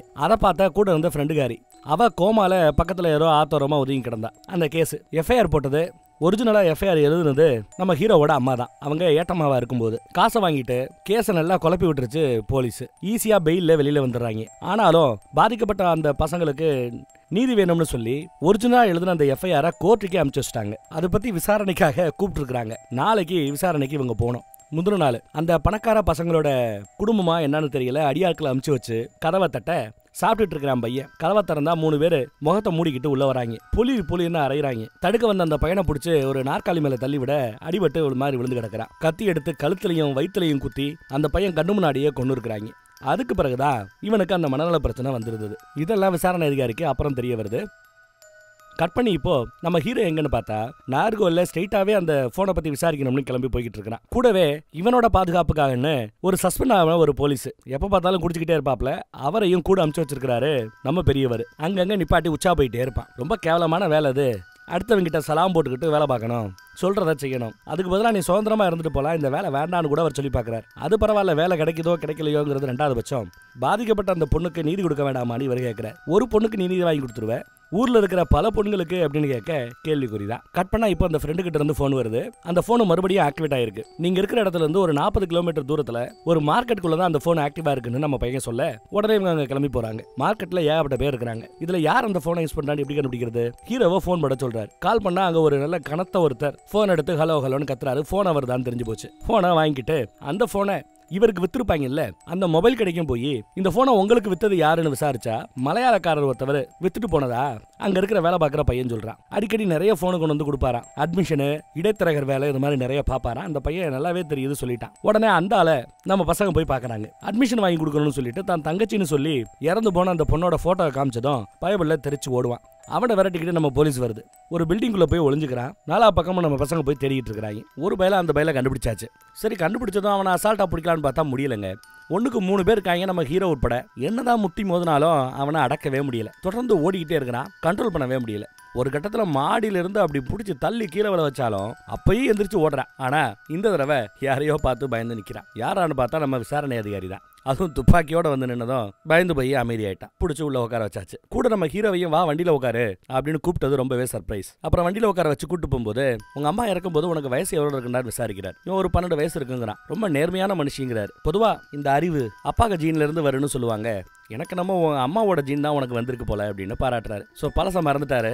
நம்ம ஹீரோவோட அம்மாவோட பிளாஷ்பேக்கை தெரிஞ்சுக்கிட்டதும் ஹீரோ மேல இருக்கிற அந்த ஈகோ போய் கேஸை சால்வ் பண்ணணுங்கிற நல்ல எண்ணம் வந்துருச்சு போல. அந்த பையில உட்கார வச்சு என்னன்னு விசாரிச்சா ரொம்ப சிம்பிளா என்ன சொல்றான்னா, அந்த பொண்ணு என்ன காதலிச்சா சொல்லி ஏமாத்துறான். என்ன லவ் பண்றேன்னு கூடவே இன்னொரு பையனையும் லவ் பண்ணிக்கிட்டு இருந்தா. உண்மை தெரிய வந்ததும் அவளை கொன்னு ஆத்துல வீசிட்டேன்னு போய் சொல்றேன். அவர் கேஸை முடிச்சிட்டோன்னு ரொம்ப சந்தோஷமா நம்ம ஹீரோக்கு ஃபோன் பண்ணா, ஹீரோ இல்ல இதுல ஏதோ ஒரு பிரச்சனை இருக்குது, அவன் சொல்றது போய் லவ் எல்லாம் அந்த ஆளையும் பண்றதுக்கு வாய்ப்பே கிடையாது, அந்த ஆளை போய் பண்றதுக்கு வாய்ப்பே கிடையாதுன்னு அடிச்சு நிப்பாட்டுறாரு.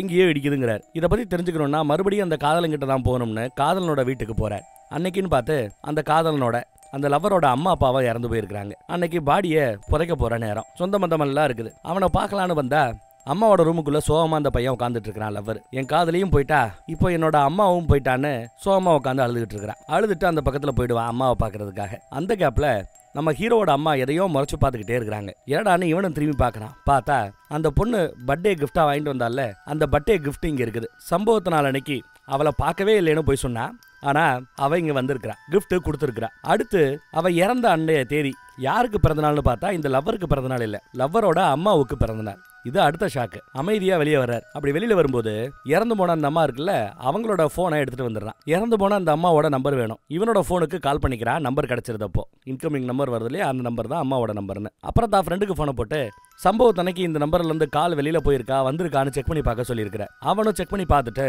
அன்னைக்கு டேட்டுக்கு ஒரு 4 பேருக்கு அந்த அம்மாவோட நம்பர்ல இருந்து கால் போயிருக்கு அப்படின்னு வரிசையா 4 பேர் நம்பரை சொல்லும்போது அதுல ஹானாங்கிற ஒரு பொண்ணோட நம்பரும் இருக்கு அப்படின்னு அவன் சொல்றான். இந்த ஹானா யாருன்னா இறந்து போன அந்த பொண்ணோட ஃப்ரெண்டு. ஏதோ ஒரு மருந்தை சாப்பிட்டு அடிக்ட் ஆனவங்க அதுல இருந்து வெளியில வந்தாங்கன்னு சொன்னோம்ல, அந்த ஃப்ரெண்டு. அப்ப அந்த நம்பர் எனக்கு அனுப்புன்னு சொல்லிட்டு அந்த நம்பருக்கு கால் பண்ணி அன்னைக்கு என்ன நடந்துச்சுன்னு விசாரிக்கிறார். விசாரிச்சா இறந்து போன அந்த பொண்ணு அவளோட நம்பர்ல இருந்து இல்ல, ஏன்னா போன் ஆஃப் ஆகி கிடந்திருக்கு, வேற ஏதோ ஒரு நம்பர்ல இருந்து கால் பண்ணி அந்த மருந்தை பத்தி விசாரிச்சா. அதோட பக்க விளைவு என்னன்னு என்கிட்ட கேட்டான்னு அவ எடுத்து சொல்றா. அப்புறம் லைட்டா அவர் யோசிச்சு பார்க்கும்போது அந்த மருந்தோட பேர் என்னன்னு கேட்கிறாரு அந்த அம்மாட்ட. ஆனா கிட்ட மருந்தோட பேர் சொன்னதும் இவனுக்கு ஞாபகம் வருது. அன்னைக்கு ஓலா அவன் ஓட்டிக்கிட்டு இருக்கும்போது அவனோட டேஷ்போர்டுல பாக்கெட்டா இந்த மருந்து அவன் பார்த்த ஞாபகம் இருக்குது. கூட்டி கழிச்சு பார்த்து ஓரளவு அவன் கணிச்சிட்டான் என்ன நடந்திருக்கும்ட்டு. இனி நமக்கு அவங்க விலைக்கு சொல்லணும், அவ்வளவுதான். அதுக்குள்ள டெட் பாடியை இங்க புதைக்கிறதுக்காக தூக்கிட்டு போறாங்க. நம்ம ஹீரோ நேரா போய் விசாரணை அதிகாரியை பார்த்து ஒரு போஸ்ட்மார்டம் ரிப்போர்ட் வேணும்னு கேட்கிறேன். அந்த பொண்ணுக்கு எப்பயோ பண்ணியாச்சே அப்படின்னு அவர் சொல்ல, இல்ல வேற ஒரு அம்மாவோட போஸ்ட்மார்டம் ரிப்போர்ட் வேணும்னு சொல்லி அந்த லவ்வரோட அம்மாவோட போஸ்ட்மார்டம் ரிப்போர்ட்டை ரெடி பண்ணுங்கன்னு கேட்க, அதுக்கு யாராவது பெத்தவங்க பிள்ளைங்க யாராவது கையெழுத்து போட்டு கொடுக்கணும். எங்க அம்மாவுக்கு பிரேத பரிசோதனை பண்ணலாம்னு ஒத்துக்கிட்டு குடும்பமே ஒத்துக்கிட்டு கையெழுத்து போடுது. இப்ப கையெழுத்து போடுறவங்க எல்லாருமே அந்த அம்மாவோட வாரிசுங்க. அந்த லவ்வர் பையனை மட்டும் அவங்க தத்தெடுத்து வளர்க்குறாங்க போல தெரியுது. கரெக்டா புதைக்க போற சமயமா பார்த்து பெத்த பிள்ளைங்க எல்லாம் அவன் மேல எங்களுக்கு சந்தேகம் உண்டு, தத்து பிள்ளையாச்சே பாசமா பாத்துப்பான்னு பார்த்தா பர்த்டேவை கூட அவன் ஒழுங்கா கொண்டாடல செய்யல. எங்க அம்மா சாவுல மர்மம் இருக்க வாய்ப்பு இருக்கு, நீங்க சந்தேகப்படுறதா இருந்தா தாராளமா பிரேத பரிசோதனை பண்ணலான்னு கையெழுத்து போட்டு கொடுக்க, அடக்கம் பண்ணுறதுக்கு முன்னாடி பாடியை கைப்பற்றி பிரேத பரிசோதனையும் பண்ணிடுறாங்க. எதிர்பார்த்த ரிசல்ட் வந்திருக்கிறதா விசாரணை அதிகாரி கிட்ட டாக்டர் வந்து அப்டேட் கொடுக்குறாரு. அடுத்து பார்த்தா போலீஸ் அந்த வீட்டையே சல்லடை போட்டு தேடுது. வீடை மட்டும் தேடினா பத்தாது, காரையும் தேடணும் அப்படின்னு நம்ம ஹீரோ சொல்லுவான். ஏன்னா காருக்குள்ளதான் அந்த மாத்திரையை பார்த்திருப்பான். சரின்னு சாவி வாங்கி அங்கேயும் போய் தேடி பார்க்கறாங்க. கூட இவனும் போய் தேடி பார்க்கறான். டிக்கி வரைக்கும் ஓபன் பண்ணி தேடி பார்க்கறான். அப்ப வீட்டுக்குள்ள இருந்து ஒரு லேடி வந்து அந்த மாத்திரை கிடைச்சிருச்சு அப்படின்னு வந்து சொல்றாங்க. டிக்கியில தேடிக்கிட்டு இருந்த நம்ம ஹீரோ அப்படியே தெரியும் பாப்பா, மாத்திரை கிடைச்சிருச்சு, சந்தோஷம், அப்படியே அங்க சீனு கட்டு. அடுத்து பார்த்தா அந்த பையனை உட்கார வச்சு விசாரிக்கிறாங்க. கூட விசாரணைக்கு யாரை கூப்பிடுறாருன்னு பாருங்க, நம்ம ஹீரோவை கூட்டிட்டு போறாரு விசாரணை அதிகாரி. ஈகோ இல்லாம அவன் இப்ப வரைக்கும் தான் தப்பிச்சிட்டோம் அப்படின்னு நினைச்சிட்டு இருக்கிறான். அவனுக்கு எதிராக வலுவான ஆதாரங்கள் இருக்குன்னு அவனுக்கு தெரியாது. ஏன்டா அப்படி பண்ணான்னு விசாரணை அதிகாரி கேட்டா, எதை பண்ணாங்க எனக்கு எதுவும் தெரியாதேன்னு நம்ம ஹீரோவை கூப்பிட்டு உட்கார வச்சு நீ கேளுன்னு சொன்னதும் நம்ம ஹீரோ எதுக்கு அந்த பொண்ணையும் உங்க அம்மாவை நீ கொன்ன அப்படின்னு கேட்கும்போது அவன் மாட்டிக்கிட்டோன்னு தெரிய வருது. இருந்தாலும் ஜமாளிப்பான். இங்க பாரு, உன் வீட்டுல கிடைச்ச அந்த மாத்திரைங்க உங்க அம்மாவுக்கு அதை கொடுக்குறேங்கிறத ப்ரூஃப் பண்ணிடுது. அந்த மாத்திரைகளோட பக்க விளைவுகள் என்ன ஏறுங்கிறத சம்பவத்தன்னைக்கு அவன் உன் வீட்டுக்கு வந்திருக்கிறா. மாத்திரையை பார்த்துட்டு அதை தெரிஞ்சுக்கணும்னு தன்னோட ஃப்ரெண்டுக்கு ஃபோன் பண்ணி, அதுவும் உங்க அம்மாவோட போன்ல இருந்து ஃபோன் பண்ணி, ஏன்னா அவ போன் ஆஃப் ஆயிருச்சு, ஃபோன் பண்ணி தான் ஃப்ரெண்டு கிட்ட இந்த மாத்திரையை எதுக்காக போடுவான், இந்த மாத்திரையை வயசானவங்க போட்டா என்ன ஆகும்னு விசாரிச்சிருக்கிறா. கார்டியாக் அரெஸ்ட், ஹார்ட் அட்டாக் வர வாய்ப்பு இருக்கு, சீக்கிரம் இறந்து போயிடுவாங்கன்னு அவ சொல்லியிருப்பா. நெட்லயும் ஆளு சர்ச் பண்ணி பார்த்திருப்பா. எங்க இந்த உண்மையை வெளியில சொல்லிடுவான்னு பயந்துகிட்டு அவரை நீ கொன்னு இருக்கிற இல்லையா அப்படின்னு கேட்கிறார். இல்ல அவன் வரவே இல்லை அப்படின்னு போய் சொல்லுவா. அந்த கிஃப்டா கொடுத்தாங்கல்ல மாதா சிலை, அதை எடுத்து வைப்பாங்க. இது அவ அங்க வந்து போனாங்கிறதுக்கு ப்ரூஃப். அடுத்து கொல்லவே இல்லைன்னு போய் சொல்லுவான். அப்போ அவளோட ஒரு காது தோடு இல்லாம இருக்கும்னு நம்ம பார்த்தோம் இல்லையா, அந்த தோடு கிட்டத்தட்ட முக்காவாசி உடஞ்சு போய் கிடந்திருக்கும், காவாசி தான் அந்த காதுல ஒட்டி கிடந்திருக்கும். அந்த முக்காவாசி உடஞ்ச அந்த துண்டை நம்ம ஹீரோ எடுத்து வைக்கிறார். இது எங்கடா கிடைச்சிச்சுன்னா, மாத்திரையை தேடி கார்ல நோண்டும் போது காரோட டிக்கியில கிடந்திருக்கும். சோ இவன் தான் கொலை பண்ணான்றதுக்கு இதுவும் ஒரு ப்ரூஃப் ஆகி போச்சு. இனி வேற வழி இல்லை, உண்மையை தான் சொல்லி ஆகணும். இப்போ உண்மையை ஒத்துக்கிறாங்க. அன்னைக்கு இவங்க அம்மாவுக்கு கிஃப்ட் கொடுக்கறதுக்காக வந்தது நிஜம். அம்மா குளிச்சுக்கிட்டு இருப்பாங்க. பர்த்டே கிஃப்ட் எடுத்து அங்க ஷோகேஸ்ல வைக்கும் போதுதான் அந்த மாத்திரையை அவ கவனிக்கிறான். தான் ஃப்ரெண்டு இதை பயன்படுத்தினாலே இதை எதுக்கு இந்த அம்மா சாப்பிடுறாங்கன்னு நெட்ல சர்ச் பண்ணி பார்க்கும்போது அது எவ்வளவு ஆபத்தானதுங்கிறத தெரிஞ்சுக்கிறா. அடுத்து ஃப்ரெண்டுக்கும் கால் பண்ணி அதை கன்ஃபார்ம் பண்ணிக்கிறா. அப்புறம் அந்த பயம் வரும்போது அவங்க கிட்ட எதுக்குடா அந்த மாத்திரை இந்த அம்மாவை கொடுக்குற சொல்றா அப்படின்னு விசாரிக்கும் போது அவளை இழுத்து கொண்டு வந்து தான் ரூமுக்குள்ள அடைச்சிட்டு, ஆமா அவ செத்தாதான் நமக்கு சொத்து கிடைக்கும், உனக்காக எனக்காகத்தான் அதை செய்யறேன்னு நம்ம ஆளு சொல்லுவான். பொலிர்னு ஒரு அறவிடுவா. என்னடா சொல்ற, உன்னை பாசமா தத்தெடுத்து வளர்க்குறவங்களை போய் இப்படி பண்ணலாமா அப்படின்னு கேட்க, சொத்துக்காகத்தான் அதை பண்ற, பெத்த பிள்ளைங்க தான் முக்கியம்னு சொத்தை எல்லாம் பெத்த பிள்ளைகளுக்கு எழுதி வச்சுட்டா அப்புறம் நான் என்ன செஞ்சு அடிக்கிறதா, அதனாலதான் சொத்தெல்லாம் ஏன் பேரதுக்கு மாத்துறதுக்காக ஃபோர்ஜரியா டாக்குமெண்ட் எல்லாம் ரெடி பண்ணி வச்சுட்டேன். சொல்லாம கொள்ளாம இந்த அம்மா திடுதுப்புன்னு செத்து போச்சுன்னு வையே, அந்த பத்திரங்களை காமிச்சு சொத்தெல்லாம் எனக்கு தானே சொல்லி 40 கோடி சொத்தை ஆட்டையப்பட்டுருவேங்கிறான். கண்டிப்பா அதை நான் போலீஸ் கிட்ட சொல்லதான் போறேன்னு அடம்பிடிக்க, தேவைப்பட்டா அவளையும் கொள்ளுவேன் உன்னையும் கொள்ளுவேன்னு சொல்லி மூச்சை இறுக்கி பிடிச்சிட்டாங்க. அந்த பக்கம் அந்த அம்மா குளிச்சுட்டு வெளியில வரும். சத்தம் போடாம மூக்க பிடிச்சு நெரிச்சு சம்பவ இடத்துலயே கொண்டுறான். அடுத்து பாடியை கொண்டு போய் அவன் ரூம்ல பின்னாடி ஸ்டோர் ரூம் பக்கத்துல கொண்டு போய் போட்டுட்டு கதவை தட்டுற சத்தம் கேட்க போய் திறந்து பார்த்தா பெத்த பிள்ளைகள்லாம் வராங்க. இன்னைக்கு பிறந்த நாள் இல்லையா, கேக் கொண்டு வந்துருக்காங்க போல. எல்லாரும் சந்தோஷமா கேக் வெட்டு கொண்டாடிக்கிட்டு இருக்கும்போதுதான் அவன் வச்சுட்டு போன அந்த பேக் அதை யாருக்கும் தெரியாம ரவுட்டிடுவான். பர்த்டே அன்னைக்கு அம்மாவுக்கு கேக்கெல்லாம் ஊட்டி விட்டு கட்டி பிடிச்சி முத்தாலாம் கொடுப்பேன். ஆனா எவன் இவன் தானு தெரியாம அந்த அம்மா பாவம் பாசமா வளர்ந்துகிட்டு இருக்குது. அன்னைக்கு பெத்த பொண்ணு ஒருத்தி உள்ள வரும்போது மாத்திரைக்கு பக்கத்துல இருந்த அந்த மாதா கிஃப்ட் சிலையை பார்த்து நல்லா இருக்கேன்னு ஷோகேஸ்ல அவங்க வச்சுட்டு போயிருப்பாங்க.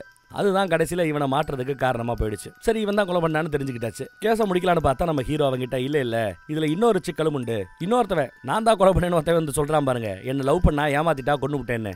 அவனுக்கும் இந்த லவ்வருக்கும் சம்பந்தமே இல்லை. ஆனா இவங்க 2 பேருக்கும் நடுவுல 3ஆவது ஒருத்தவன் இருக்கிறான். சம்பவத்தன்னைக்கு லவ்வரோட போன்ல இருந்து அந்த ஒரு நம்பருக்கு கால் போயிருக்கு. அந்த போனை நாம கண்டுபிடிக்கணும் அப்படின்னு சொல்றான். என்னடா அந்த நம்பர்னு செக் பண்ணி பார்த்தா அந்த நம்பர் வடக்கு போலீஸ் ஸ்டேஷன்ல கஸ்டடியில கிடக்கிற ஏதோ ஒரு போனு ஏதோ ஒரு சிம் கார்டுன்னு தெரிய வருது. எப்படி இந்த காணாம போன பைக் எல்லாம் பாத்தீங்கன்னா கண்ணா அப்படின்னா போலீஸ் ஸ்டேஷன்ல ஓரமா கிடக்கும் இல்லையா, கேப்பாரேட்டர், அந்த மாதிரி சம்டைம்ஸ் போனு சிம் கார்டு எல்லாம் கிடக்கும். அந்த போனை கண்டுபிடிச்சிடறாங்க விசாரணை அதிகாரி. எதுக்கு நம்ம வடக்கு போலீஸ்காரரை உட்கார வச்சுக்கிட்டு அந்த போன் எடுத்து என்ன ஏதுன்னு பாருப்பாரு நம்ம ஹீரோ டச்சல ஹீரோ ஆன் பண்றான். கால் ஹிஸ்டரியில போய் செக் பண்ணா ஹால் ஹிஸ்டரி எல்லாம் எம்டியா இருக்கு, டெலிட் பண்ணி இருக்காங்க. இந்த பக்கம் அந்த போலீஸ்காரர் என்ன சொல்றாருன்னா, இன்ஸ்பெக்டர் என்ன சொல்றாருன்னா, எங்க போலீஸ் ஸ்டேஷன்ல ஏகப்பட்ட 20-30 பேர் வேலை பார்க்கறோம். யாரு வேணாலும் ஸ்டோர் ரூம்குள்ள போய் இந்த போனை பயன்படுத்தி இருக்கலாம். இன்னார் தான் பயன்படுத்துறாங்க கண்டுபிடிக்க முடியாது, விசாரிப்போம் அப்படின்னு அசால்ட்டா பேசிட்டு இருக்கிறார். இந்த இடத்துல இவர் தான் பயன்படுத்தினார், இவர் தான் கொலை பண்ணாருங்கிறாப்ல எப்படி கண்டுபிடிக்கிறது? நம்ம ஹீரோ ஒரு நிமிஷத்துல கண்டுபிடிச்சிருவாரு. உங்களுக்கு ஏதாவது ஐடியா இருக்குதா? ஒரே நிமிஷத்துல இன்னார் தான் இந்த போனை பயன்படுத்துறாங்கன்னு எப்படி கண்டுபிடிக்கிறது? ஹால் ஹிஸ்டரியில இருந்து எல்லாமே டெலிட் ஆகிருக்குது. ஐடியா இல்ல. நம்ம ஹீரோ எப்படி கண்டுபிடிக்கிறான்னா, ரொம்ப சிம்பிளா அவர்கிட்ட போய், சார் ஒரு நிமிஷம் இன்டர்நெட்டை யூஸ் பண்ணணும், உங்க ஹாட்ஸ்பாட்டை ஆன் பண்ணி கொடுக்க முடியுமா, எனக்கு டேட்டா தீந்து போச்சுன்னு சொல்ல சரின்னு அவர் ஹாட்ஸ்பாட்டை ஆன் பண்ணி விடுவார். அடுத்த நொடி பார்த்தா கேப்பாரேட்டர் கிடக்கிற அந்த போனு வைஃபைல கனெக்ட் ஆயிடுதுங்க. பாஸ்வேர்டு என்ட்ரி போடவே இல்லை. அப்ப என்ன அர்த்தம்? ஏற்கனவே அவர் கனெக்ட் பண்ணி பயன்படுத்திட்டு இருக்கான்னு அர்த்தம். ஆளு மாட்டிக்கிட்டார். இப்போ நமக்கு பிளாஷ்பேக், இவரோட கான்ட்ரிபியூஷன் இந்த கதையில என்னங்கிறது நமக்கு தெரிய வரும். அடுத்து அப்பா அம்மா ஒரு வழியா அந்த வடக்கு ஸ்டேஷனுக்கு கம்ப்ளைண்ட் கொடுத்த பிறகு இவங்களை வீட்டுக்கு அனுப்புன்னு சொல்லிட்டு இவர் கிளம்புவார்ல, அப்போ போன் வரும். யாரு? அவன் தான் கால் பண்ணி கூப்பிட்டுருப்பான். எத்தனை தடவை சொல்லியிருக்கேன் இந்த நம்பருக்கு கால் பண்ணாதானே, வைடா போனை நானே கூப்பிடுறேன்ட்டு. அடுத்து இவர் அந்த கேப்பாரேட்டர் கிடக்கிற அந்த போனு சிம்மு அதெல்லாம் எடுத்து கால் பண்ணி டீட்டெயில விசாரிச்சுட்டு அங்க போறாரு. போய் பார்த்தா அந்த பொண்ணு பணமா கிடக்குறாப்ல தெரியும். ஏன்டா அவசரப்படுத்துறேன்னு அப்படின்னு அந்த பையனை திட்டுவாரு. அப்புறம் தொட்டு பார்த்தா நாடி துடிப்பு இருக்கு, இன்னும் அந்த பொண்ணு உயிரோட தான் இருக்கிறா போல. உயிரோட இருக்காடா, 40 கோடி சொத்து இருக்கு, இதை எனக்கு வாங்கி கொடுக்க உதவி பண்ணுங்க, 20% ஷேர் கொடுக்குறேன் அப்படின்னு சொன்னேன். அதுக்காகத்தான் ஃபோர்ஜரி பண்ணி உனக்கு டாக்குமெண்ட் எல்லாம் ரெடி பண்றதுக்கு ஹெல்ப் பண்ணேன். இப்ப நிலைமை கையை மீறி போயிடுச்சு, ஒரு நிமிஷம் இருன்னு இன்னொருத்தவனுக்கு ஃபோன் பண்ணி வர வைக்கிறார்.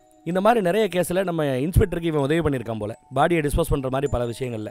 அதுக்காக அவனை வர வச்சு பாடியை தூக்கி கொண்டு போய் டிஸ்போஸ் பண்ணிடு அப்படின்னு சொல்ல அவன் சரின்னு சொல்லிட்டு பாடியை தூக்க ஆரம்பிக்கிறான். இந்த பக்கத்தில் அவனை கூப்பிட்டுட்டு, 20% தானே நீ எனக்கு ஷேர் கொடுக்குறேன்னு சொன்னேன், கேஸ் எல்லாம் நிறம கையை மீறி போய்கிட்டு இருக்குது, 50-50 ஷேர் கொடுக்கணும், 40 கோடியில 20 கோடி எனக்கு கொடுக்கணும், அப்பதான் இந்த கேஸை தற்கொலைன்னு நான் மாத்துவேன், சும்மா உன் மேல சந்தேகம் இருக்கிறாப்புல உன்னை அரெஸ்ட் பண்ணுவேன், அப்புறம் நீ ஈஸியா ஒரு வக்கீல வச்சு பெயில் வாங்கிட்டு வெளியில வந்துடலாம், கேஸ் ஒன்றும் இல்லாம போயிடும், அப்புறம் நீ ஜாலியா ஃப்ரீயா இருக்கலாம் சொத்தோட, என்ன சொல்ற அப்படின்னு கேட்க அவன் 50-50 ஷேரிங்க ஒத்துப்பான். பணத்துக்காக தான் இந்த ஆளு இவ்வளவும் செய்யறாரு. அப்புறம் அவங்க 2 பேரும் பாடியை தூக்கி கொண்டு போய் கார்ல ஏத்துவாங்க. இப்படி டிக்கிக்குள்ள போடும்போது மறுபடியும் ஆத்து பக்கத்துல போன பிறகு டிக்கில இருந்து தூக்கும் போது தோடு அங்க டிக்கியில விழுந்திருக்கணும். அப்புறம் பாடியை கொண்டு கரையில இருந்து அப்படி வீசி எறிஞ்சிட்டு கிளம்பிடுறாங்க. எல்லா உண்மையும் வெளியில வந்துருச்சு. மீடியா மொக்கிது, யார் உண்மையான குற்றவாளிகள் கேட்கறதுக்கு ஆர்வமா இருக்குது.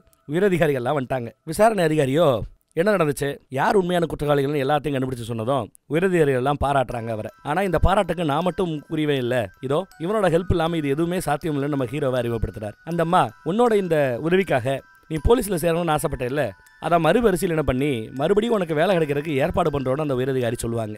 ஆனா அவனோ இல்ல உங்க டிபார்ட்மெண்ட் எல்லாம் சேரணும்னா என் கண்ணு முன்னாடி தெரிகிற எங்க அம்மாவை தெரியலன்னு பொய் சொல்ல வேண்டியிருக்கும், அப்படி பொய் சொல்லி எனக்கு அந்த வேலை வேண்டாம், நான் இப்படியே இருந்துக்கிறேன்னு அந்த வேலை வேண்டான்னு முடிவு பண்ணிட்டான். அரெஸ்ட் பண்ணவங்களை வெளியில எடுத்துட்டு வரும்போது தான் இவங்கெல்லாம் குற்றவாளிகள் தெரிய வரும். குறிப்பா அந்த லவ்வரை அப்பா அம்மா போட்டு அடின்னு அடிச்சு தள்ளி விடுவாங்க. போலீஸ் இழுத்துட்டு போகுது.